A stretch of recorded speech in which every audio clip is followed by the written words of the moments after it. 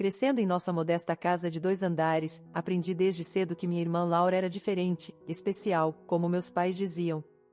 Eu tinha 6 anos quando ela nasceu, e desde o início, tudo em nossa casa girava em torno de sua saúde delicada. Sofia, feche essa janela agora, minha mãe gritava lá de baixo. Sua irmã pode pegar um resfriado. Essa era a trilha sonora da minha infância, um lembrete constante de que o bem-estar de Laura era a principal preocupação de todos. Lembro-me da primeira vez que realmente entendi o quão diferentes seriam nossos papéis. Eu tinha 12 anos e Laura havia acabado de começar o ensino fundamental. Ela chegou em casa um dia com o nariz escorrendo, nada sério, mas você pensaria que ela tinha pneumonia pela reação dos meus pais. Isso é culpa sua, Sofia, as palavras do meu pai me cortaram como uma faca. Você deve ter deixado a porta aberta por muito tempo quando foi para a escola esta manhã. Eu queria argumentar que Laura provavelmente tinha pego de um de seus colegas de classe, como qualquer criança normal faria, mas eu sabia que era melhor não falar nada. Em vez disso, apenas assenti e aceitei minha punição de ficar de castigo no fim de semana. Naquele mesmo ano, mamãe começou a delegar as tarefas domésticas. Enquanto outras crianças da minha idade brincavam depois da escola, eu estava aprendendo a limpar móveis corretamente, passar o aspirador nos carpetes e até lavar roupas. Mas mãe, por que Laura não tem que ajudar? Perguntei um dia, vendo minha irmã esparramada no sofá assistindo TV enquanto eu dobrava o que parecia ser montanhas de roupas. A resposta da minha mãe foi rápida e afiada: sua irmã tem um sistema imunológico fraco, Sofia. Os médicos dizem que ela não deve se esforçar demais. Além disso, você já é tão boa nessas coisas. Esse se tornou o padrão de nossas vidas. Se algo precisava ser feito, eu fazia. Se algo desse errado, era minha culpa. Quando Laura tirou um C em matemática na 4ª série, papai me deixou de castigo por uma semana porque eu deveria ter ajudado ela a estudar melhor. Quando ela quebrou a xícara de café favorita da mamãe, de alguma forma foi porque eu deveria ter ficado de olho nela com mais cuidado. Lembro-me de um incidente particularmente frustrante quando Laura tinha 10 anos e eu 16. Ela havia pegado meu suéter favorito sem pedir e derramado suco por toda parte. Quando reclamei com a mamãe, ela apenas suspirou e disse: Sofia, você deveria ter guardado em um lugar onde ela não pudesse alcançar. Você sabe como ela pode ser descuidada. Foi nesse momento que comecei a sonhar com a faculdade, com a fuga. Mergulhei nos estudos, sabendo que a educação era meu ingresso para a liberdade. Toda vez que me sentia sobrecarregada pela injustiça em casa, eu canalizava essa energia para o trabalho escolar. Meus professores notaram minha dedicação e minhas notas eram excelentes. Mas em casa, até meu sucesso acadêmico era de alguma forma distorcido para destacar as dificuldades de Laura. Veja como é fácil para Sofia, mamãe dizia para Laura. Você só precisa se esforçar um pouco mais, querida. Mas Laura nunca precisava se esforçar mais, porque sempre havia desculpas prontas para explicar por que ela não conseguia ter sucesso, e eu estava sempre lá para compensar suas falhas. O dia em que me formei no ensino médio, tudo mudou. Eu já havia aceitado que a faculdade não estava no meu futuro. Não éramos exatamente ricos, e eu imaginava que qualquer economia iria para a educação de Laura. Eu estava olhando anúncios de emprego, planejando trabalhar na lanchonete local enquanto fazia alguns cursos na faculdade comunitária. Naquela noite, depois que todas as cerimônias de formatura terminaram, mamãe e papai me chamaram para a sala de estar. Laura estava esparramada no sofá, como de costume, mexendo no celular. Sofia, sente-se, disse papai, sua voz incomumente séria. Precisamos conversar sobre seu futuro. Meu estômago se contraiu. Lá vem, pensei. A palestra sobre responsabilidade, sobre ajudar a família, sobre colocar meus sonhos em espera. Mamãe pegou um envelope da bolsa e o deslizou pela mesa de centro. Estamos economizando, ela disse, desde que você era pequena. Minhas mãos tremiam enquanto eu abria. Dentro havia um extrato bancário mostrando uma conta em meu nome com dinheiro suficiente para 4 anos na universidade estadual. Mas eu pensei, gaguejei, olhando entre eles e o papel em minhas mãos. Podemos ver como você está se saindo bem? Mamãe explicou, lançando um breve olhar para Laura, que fingia não estar ouvindo. E Laura, bem, a faculdade pode não estar no futuro dela. Achamos que esse dinheiro seria melhor gasto com você. Eu estava sem palavras. Pela primeira vez na minha vida, eu estava recebendo algo que Laura não estava. Parecia estranho, quase errado depois de todos esses anos.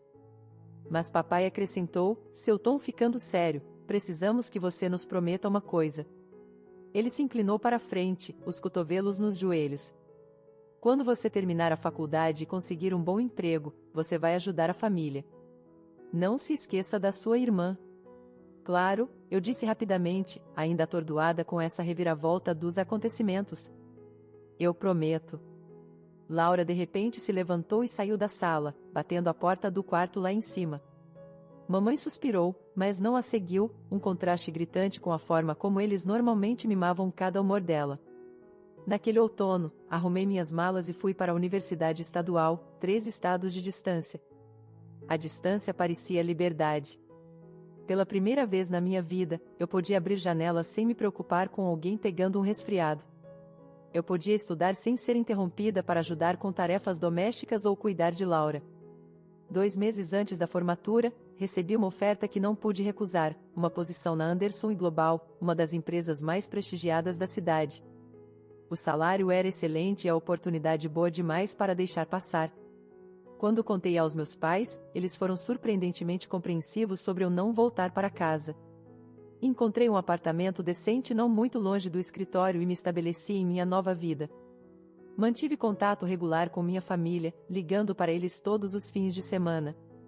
Nossas conversas geralmente se concentravam em Laura, como ela ainda estava se encontrando depois do ensino médio, não trabalhando, não na faculdade, apenas existindo. Mas pela primeira vez na minha vida, eu não era responsável por consertar essa situação. 3 anos depois de começar meu trabalho na Anderson Global, mamãe ligou com aquele tom na voz, o que ela sempre usava quando queria algo. Eu estava revisando relatórios trimestrais quando meu telefone acendeu com o nome dela.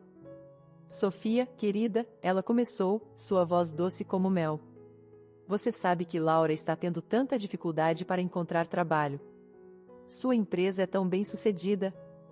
Você não poderia dar uma palavrinha pela sua irmã?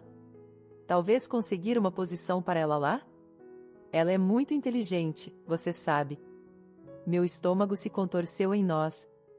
Como eu poderia explicar que Laura, que nunca havia trabalhado um dia na vida e não tinha ido para a faculdade, não passaria da primeira rodada de candidaturas em uma empresa como a Anderson Global?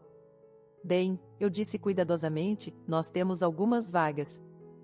Deixe-me enviar o formulário de inscrição para que Laura possa ver quais são os requisitos. Naquela noite, encaminhei o formulário de inscrição padrão para o e-mail de Laura. Os requisitos eram claros como cristal: diploma de bacharel obrigatório, proficiência em sistemas SAP e Oracle, fluência em 2 idiomas estrangeiros além do português, mínimo de 5 anos de experiência relevante preferível.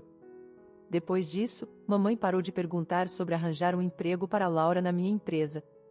A vida continuou. Eu trabalhava duro, fui promovida 2 vezes e comecei a acumular uma poupança decente. A ideia de comprar meu próprio lugar começou a tomar forma, sem mais aluguel, um lugar para chamar verdadeiramente de meu. 2 anos depois, decidi visitar minha casa pela primeira vez em meses. A casa parecia menor do que eu lembrava, a tinta descascando em alguns lugares. Laura ainda morava lá, esparramada no mesmo sofá, rolando o celular exatamente como quando éramos adolescentes. Durante o jantar, compartilhei meus planos. Tenho economizado, eu disse, empurrando minhas ervilhas pelo prato. Estou pensando em comprar um apartamento. O mercado está bom agora, e com minha pontuação de crédito, eu poderia conseguir uma taxa de hipoteca decente. A mesa ficou em silêncio. Mamãe e papai trocaram olhares, enquanto Laura de repente parecia muito interessada em seu purê de batatas. Uma semana depois, mamãe ligou. Sua voz estava diferente desta vez, preocupada, quase desesperada. Sofia, querida, precisamos conversar, ela começou. Seu pai não está bem. As costas dele estão incomodando de novo, e ele não pode mais fazer aqueles turnos extras no trabalho. Eu ouvi enquanto ela listava seus problemas: o telhado com vazamentos, encanamento desatualizado, paredes que precisavam de pintura. Cada problema vinha com uma etiqueta de preço anexada. Mal estamos conseguindo fechar as contas, ela disse, sua voz embargada. E depois de tudo que fizemos por você, querida, o dinheiro da faculdade, dando a você uma chance de ter uma boa vida. Agora é hora de você ajudar sua família, Sofia. Precisamos de você. Aí estava. O lembrete da minha dívida com eles, a obrigação que eu havia prometido cumprir todos aqueles anos atrás. O sonho do meu próprio apartamento parecia desvanecer com cada palavra que minha mãe falava. Depois daquela ligação, passei várias noites sem dormir pensando na situação dos meus pais. A culpa me corroía. Aqui estava eu, planejando comprar um apartamento, enquanto eles não podiam nem consertar o telhado com vazamentos. Finalmente, tomei uma decisão que mudaria tudo. Liguei de volta para a mamãe num domingo de manhã. Estive pensando sobre o que você disse, comecei, tentando manter minha voz firme. Eu quero ajudar. Vou dar acesso à minha conta para vocês. Podem gastar até R$ 7.500 por mês. Isso deve cobrir os reparos e ajudar com as contas. O silêncio do outro lado da linha durou tanto que pensei que tínhamos perdido a conexão. Então a voz da mamãe voltou, carregada de emoção. Sofia, isso é tão generoso. É uma quantia tão grande, provavelmente nem precisaremos de tudo isso. Apenas o suficiente para os reparos básicos e algumas compras. Eu a guiei pelo processo de configuração do acesso no celular dela. Apenas lembre-se do limite, lembrei a ela. R$ 7.500 por mês. Claro, ela me assegurou. Seremos muito cuidadosos com isso. Os primeiros meses transcorreram tranquilamente. Eu estava ocupada no trabalho e mal verificava a atividade da conta, mas quando dava uma olhada, via saques modestos, R$ 3.500 aqui, R$ 4.000 ali, principalmente lojas de materiais de construção, mercados e pagamentos de contas. Parecia que eles estavam sendo responsáveis com o dinheiro, exatamente como mamãe havia prometido. Mas então as coisas começaram a mudar. Os valores começaram a subir gradualmente, R$ 4.500 em um mês, R$ 5.500 no seguinte. Tentei não me preocupar. Afinal, eles ainda estavam dentro do limite, e reparos em casa podiam ser caros. Então veio a notificação que mudou tudo. Eu estava em uma reunião quando meu telefone vibrou com um alerta que eu havia configurado para compras grandes, 2 cobranças na Boutique Lux. Quase deixei cair meu celular. Isso não podia estar certo. Assim que a reunião terminou, abri os detalhes da minha conta. Lá estava, em preto e branco, uma compra de R$ 10.000 em uma das lojas de roupas mais caras da região deles. Fiquei olhando para a tela em descrença. Eu nunca havia comprado lá, nem mesmo com minha meta de economizar para o apartamento. Não conseguia justificar gastar tanto em roupas. Minhas mãos tremiam enquanto eu discava o número da mamãe. Mãe, acabei de receber uma notificação sobre uma compra de R$ 10.000 na Boutique Lux, eu disse, tentando manter minha voz nivelada. O que está acontecendo? Houve uma pausa, então uma risada nervosa. Ah, isso, bem, você sabe que meu aniversário é no mês que vem, ela disse, sua voz anormalmente animada. Eu vi este vestido absolutamente lindo e pensei, bem, tenho me sentido tão para baixo ultimamente com todos os nossos problemas, só queria me tratar um pouquinho. Ok, eu disse, querendo evitar uma discussão. Só, por favor, fique dentro do limite que combinamos. Claro, querida, ela disse rapidamente. Então acrescentou, a propósito, ainda estou ansiosa pelo meu presente de aniversário. Você não se esqueceu, não é? Fiquei sentada ali depois de desligar, olhando para a atividade da conta na minha tela. Algo não parecia certo, mas eu não conseguia colocar o dedo exatamente no que era. Isso não era apenas sobre um vestido. Era sobre algo mais, algo que eu ainda não estava vendo. A partir daqui, comecei a verificar minha conta com mais regularidade, configurando alertas detalhados de transações no meu celular. O que vi fez meu estômago revirar. O padrão de gastos estava escalando em um ritmo alarmante. Minha mãe havia ultrapassado o limite de R$ 7.500 como se ele não existisse. Um mês eram R$ 10.000, depois R$ 12.500, e antes que eu percebesse, alguns meses estavam atingindo R$ 20.000. Minha conta poupança, que eu vinha alimentando por anos com sonhos da minha própria casa, estava encolhendo em vez de crescer. Uma noite, depois de ver mais uma transação grande, abri minha conta no laptop e criei uma planilha. Os números estavam lá, em preto e branco. Em apenas alguns meses, eles haviam gastado mais do que eu tinha em um ano inteiro. Minhas próprias despesas mensais eram modestas: aluguel, contas, compras e o ocasional jantar fora com colegas.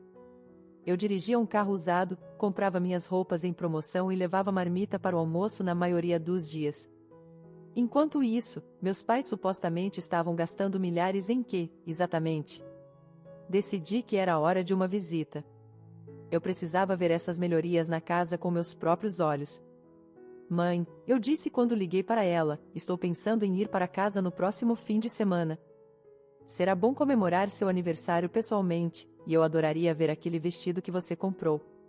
Além disso, você pode me mostrar todos os reparos que vocês fizeram na casa. Houve uma longa pausa do outro lado da linha. Quando mamãe finalmente falou, sua voz tinha um tom que eu nunca tinha ouvido antes. Ah, não, querida, não venha, ela disse rapidamente. Na verdade, não estou comemorando meu aniversário este ano. Não estou me sentindo bem para isso. Mas mãe, faz meses que não vou para casa, e eu realmente gostaria de ver. Não, ela me cortou bruscamente, então imediatamente suavizou o tom. Simplesmente não é uma boa hora, Sofia. Mas você pode enviar meu presente de aniversário pelo correio, se quiser. Aquela ligação acionou todos os sinais de alerta na minha cabeça. Passei a noite inteira examinando 6 meses de extratos bancários, linha por linha. Quanto mais eu olhava, menos sentido fazia. Havia cobranças de lojas que eu sabia que minha mãe nunca frequentaria, restaurantes que ficavam abertos até às 2 da manhã, bares que eu nunca tinha ouvido falar. As despesas com reparos na casa estavam lá, mas eram minúsculas em comparação com todo o resto. R$ 500 no Leroy Merlin, R$ 1.000 em uma loja de materiais hidráulicos. Esses valores eram anões comparados às cobranças de boutiques de luxo, joalherias e lojas de eletrônicos. Alguém havia comprado um smartphone de R$ 6.000 no mês passado.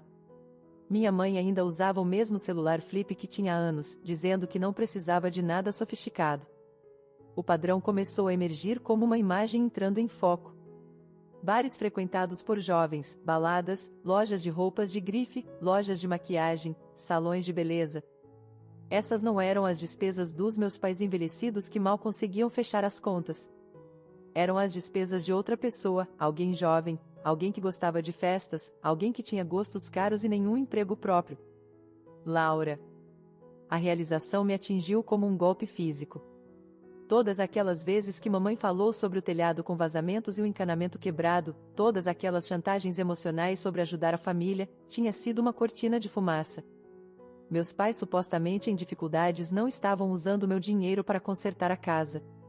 Eles estavam financiando o estilo de vida extravagante da minha irmã.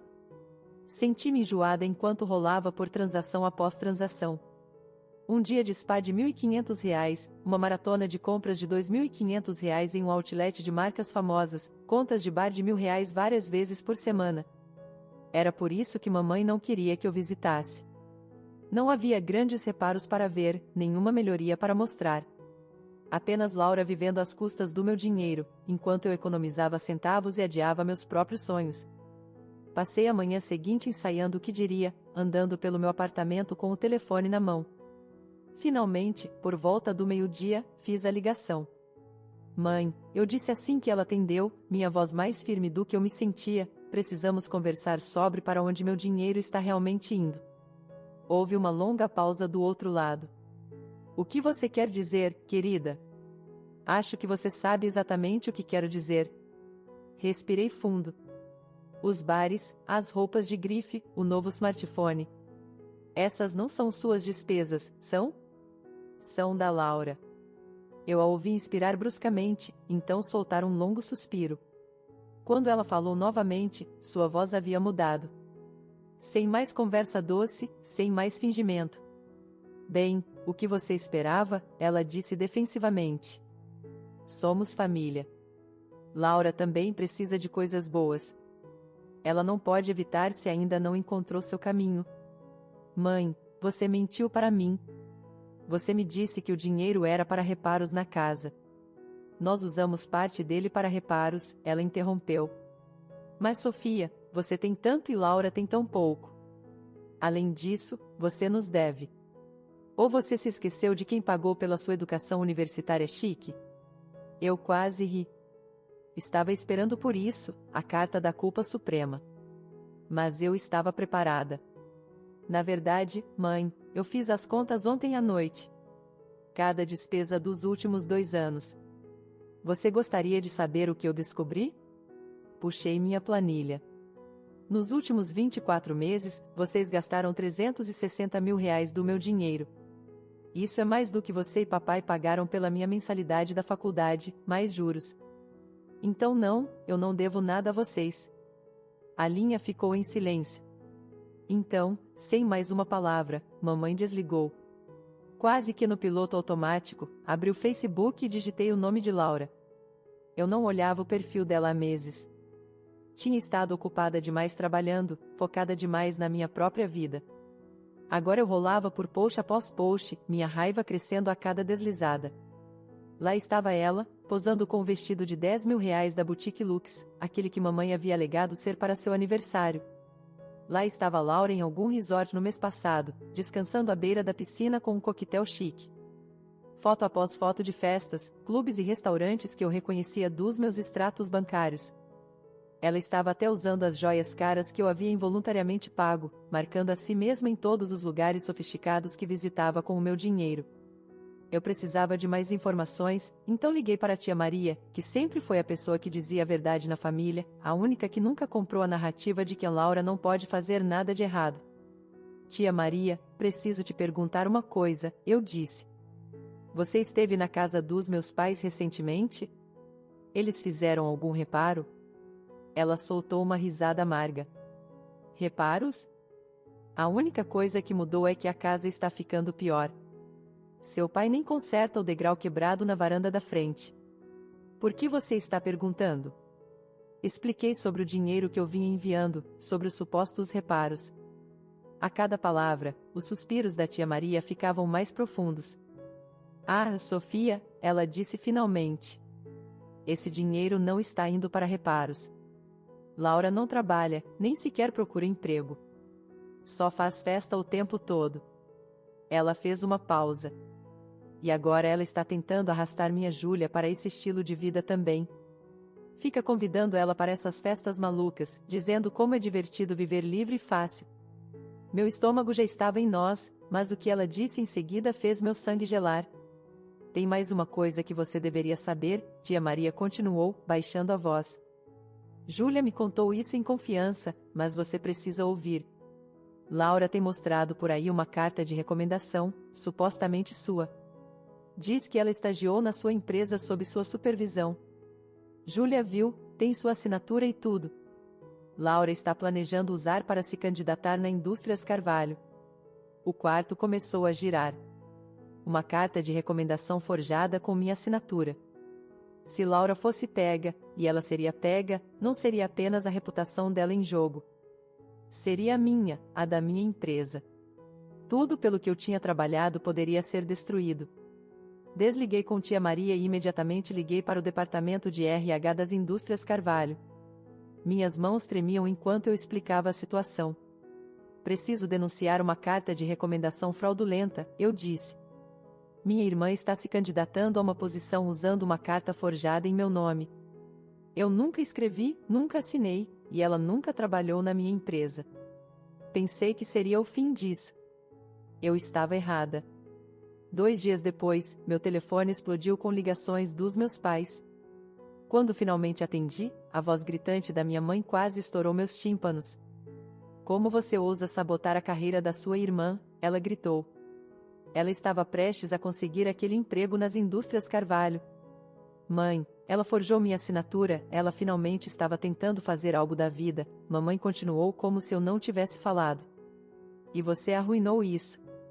Você sempre teve inveja dela. Ouvi um barulho, então a voz do meu pai entrou na linha, mais zangado do que eu já tinha ouvido. Laura tem chorado há 2 dias seguidos por sua causa, ele rosnou. É isso que você queria? Machucar sua irmã? Bem, parabéns, você não é mais minha filha. Considere-se deserdada. Pai, ela cometeu fraude. Se você algum dia quiser que a gente se perdoe, ele me cortou, sua voz fria e calculista. Você vai precisar começar a nos mandar mais dinheiro. Muito mais do que antes. Talvez então, algum dia, possamos considerar perdoar você pelo que fez com sua irmã. As palavras do meu pai foram a gota d'água. Anos de manipulação, culpa e injustiça desabaram sobre mim naquele momento, e de repente tudo ficou cristalino. Não, eu disse firmemente ao telefone. Eu não devo nada a vocês. Ajudei vocês desinteressadamente e vocês mentiram para mim. Se vocês precisam tanto de dinheiro agora, por que não pedem a Laura para ajudar? Afinal, ela é quem vocês estavam gastando todo aquele dinheiro. Antes que eles pudessem responder, desliguei. Com as mãos trêmulas, abri meu aplicativo bancário e revoquei permanentemente o acesso da minha mãe à minha conta. Enquanto eu pressionava o botão de confirmação, senti um peso sair dos meus ombros e um novo se instalar no meu estômago. Eu sabia o que estava por vir. As ligações começaram na manhã seguinte. Como você pôde fazer isso conosco? A voz da minha mãe gritava na minha caixa postal. Depois de tudo que fizemos por você, sua egoísta, a mensagem de Laura seguiu. Você acha que é tão melhor que todo mundo com seu emprego chique e sua vida perfeita? Eu deletei as mensagens sem ouvir até o final, mas elas continuaram chegando, dia após dia. Mensagens de texto, correios de voz, e-mails, todos cheios de insultos, chantagens emocionais e exigências para restaurar o acesso deles ao meu dinheiro. Cada um mais desesperado e irritado que o anterior. Bloqueei seus números, mas eles começaram a ligar de telefones diferentes. Bloqueei esses também. Uma semana depois da enxurrada, tia Maria ligou. Sofia, querida, ela disse gentilmente. Queria te avisar. Seus pais estão ligando para todos na família. Estão contando para todo mundo que filha terrível você é, como você os abandonou na hora da necessidade. Ela fez uma pausa. Eu sei a verdade, e Júlia também. Tentamos dizer a eles que estão errados, mas eles não vão ouvir. Só queria que você soubesse o que eles estão fazendo. Isso foi há 3 meses. Agora minha vida se acomodou em uma nova normalidade. Minha conta poupança está crescendo novamente. É incrível como o dinheiro se acumula rapidamente quando não está sendo drenado por outros. Comecei a olhar seriamente para apartamentos, indo a visitas nos fins de semana. Na semana passada, até me encontrei com um consultor de hipotecas. As ligações praticamente pararam, embora eu ainda receba ocasionalmente uma mensagem de um número novo. Eu as deleto sem ler agora. Às vezes me pergunto sobre meus pais. Se as costas do papai estão realmente piorando, se mamãe ainda está acobertando os excessos de Laura. Me pergunto se Laura alguma vez tentou forjar a assinatura de mais alguém, ou se ela ainda está vivendo a vida boa às custas de alguém. Mas principalmente, me concentro na minha própria vida. Eu trabalho, economizo, passo tempo com amigos que me valorizam pelo que sou, não pelo que posso dar a eles. Estou aprendendo a parar de me sentir culpada por cuidar de mim mesma primeiro. Será que algum dia voltarei a falar com minha família? Honestamente, não sei. Talvez algum dia as coisas sejam diferentes. Talvez algum dia eles entendam o que fizeram de errado, ou eu encontre em meu coração a força para perdoá-los, mesmo que eles não entendam. Mas por enquanto, estou focada em construir a vida que eu quero, uma que não seja sobrecarregada pela culpa, obrigação ou expectativas dos outros. Olhando para trás, percebo que minha jornada foi uma lição sobre estabelecer limites saudáveis e valorizar a si mesmo. Não foi fácil cortar laços com minha família, mas era necessário para minha saúde mental e bem-estar financeiro. Aprendi que às vezes o amor pode ser tóxico, e que está tudo bem priorizar sua própria felicidade. Hoje, meu apartamento está quase pronto para ser comprado. É modesto, mas será meu. Cada cômodo representa uma promessa que fiz a mim mesma, de viver com honestidade, de não me deixar ser manipulada, e de criar um espaço seguro onde posso ser verdadeiramente eu mesma. No trabalho, fui promovida novamente. Meus colegas admiram minha ética de trabalho e dedicação. Eles não sabem sobre meu passado, sobre as lutas que enfrentei em casa. Para eles, sou apenas Sofia, a profissional competente e confiável. Comecei a fazer terapia também. É difícil desembaraçar anos de manipulação e expectativas distorcidas, mas estou progredindo. minha terapeuta me ajuda a entender que não sou responsável pela felicidade ou pelo sucesso de Laura, nem pelos problemas financeiros dos meus pais. Às vezes, em momentos quietos, sinto uma pontada de tristeza pelo que poderia ter sido. Imagino uma família que se apoia mutuamente, que celebra as conquistas uns dos outros sem inveja ou ressentimento. Mas então me lembro de que família não é apenas aquela em que nascemos, mas também aquela que escolhemos. Meus amigos se tornaram minha família escolhida. Celebramos aniversários, feriados e conquistas juntos. Eles me apoiam nos momentos difíceis e se alegram com minhas vitórias. Com eles, não preciso me diminuir para fazer os outros se sentirem melhor. No meu novo apartamento, há um quarto extra. Por um tempo, pensei em usá-lo como escritório, mas decidi transformá-lo em um quarto de hóspedes. Não para Laura ou meus pais, esse capítulo está encerrado, pelo menos por enquanto. Mas para as pessoas que realmente se importam comigo, que me valorizam pelo que sou. Enquanto arrumo esse quarto, coloco fotos nas paredes, de mim com meus amigos, em viagens que fizemos juntos, celebrando momentos importantes. Cada foto é um lembrete de que eu construí uma vida cheia de amor e apoio, mesmo sem minha família biológica. Na mesa de cabeceira, coloco um pequeno cofre. Não é para guardar dinheiro ou joias, mas sim para guardar as cartas e mensagens de apoio que recebi de amigos e colegas ao longo dos anos. Quando me sinto insegura ou culpada, abro esse cofre e leio essas mensagens. Elas me lembram de quem eu me tornei e do quanto cresci. Olhando pela janela do meu novo apartamento, vejo o horizonte da cidade. Cada prédio, cada luz, representa uma história, uma vida. E agora, finalmente, sinto que minha história é minha para escrever. Não sou mais um personagem coadjuvante na história de Laura, nem uma fonte de recursos para meus pais. Sou Sofia. Sou forte. Sou independente. E, pela primeira vez na minha vida, sou verdadeiramente livre. Enquanto o sol se põe sobre a cidade, sinto uma sensação de paz me envolver. O caminho até aqui não foi fácil, mas cada obstáculo me tornou mais forte, mais resiliente. E embora o futuro seja incerto, sei que estou preparada para enfrentá-lo, em meus próprios termos, com minha própria força. Pego meu telefone e olho para os números bloqueados. Por um momento, meu dedo paira sobre o botão para desbloquear. Mas então sorrio, coloco o telefone de lado e me viro para minha nova vida. Algumas portas precisam permanecer fechadas para que outras possam se abrir. E assim, começo este novo capítulo. Não como a irmã de Laura, não como a filha que deve algo a seus pais, mas simplesmente como Sofia. Uma mulher que aprendeu o valor de se colocar em primeiro lugar, que entendeu que o amor verdadeiro não vem com condições ou preço. O futuro é brilhante, e pela primeira vez, sinto que posso alcançá-lo sem nada me puxando para trás. Esta é minha vida agora, e estou ansiosa para ver onde ela me levará.